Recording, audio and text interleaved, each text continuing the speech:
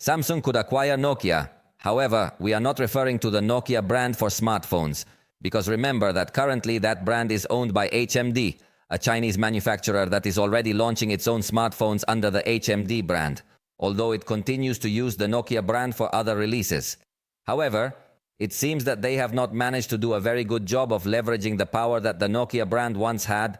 Samsung may acquire Nokia's telecommunications division, which still remains with the original company. However, they are having many problems competing against Huawei and Ericsson in the telecommunications sector.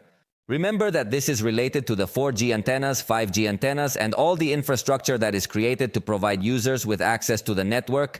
So Nokia is not able to cope with this, and there have already been rumors that Nokia was thinking about how to solve this because they are not managing to grow.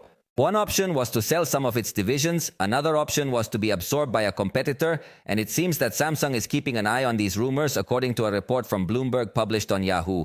Business reports that Samsung would be willing to make a $10 billion transaction to acquire the entire company. If this action materializes, Samsung would quickly become a serious competitor in telecommunications, a sector where it does not have much influence despite producing a large number of semiconductors. However, this is definitely an excellent time for Samsung to get involved in this market as Huawei is facing many restrictions. The government of the USA is pressuring several countries to completely abandon Huawei's network. However, this is a quite complex process as there are not many other companies that can offer this type and amount of components needed to remain in this already established network. So it is a good time for Samsung, and they may take advantage of it. For now, it is just a rumor that, as I mentioned, is based on information from Bloomberg.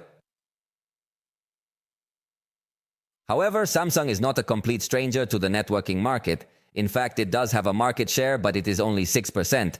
If it acquires all of Nokia's business, it could grow to 25%, almost overnight becoming the second largest. So I'm almost sure that Samsung will do everything possible to finalize this deal that could yield them a lot of revenue.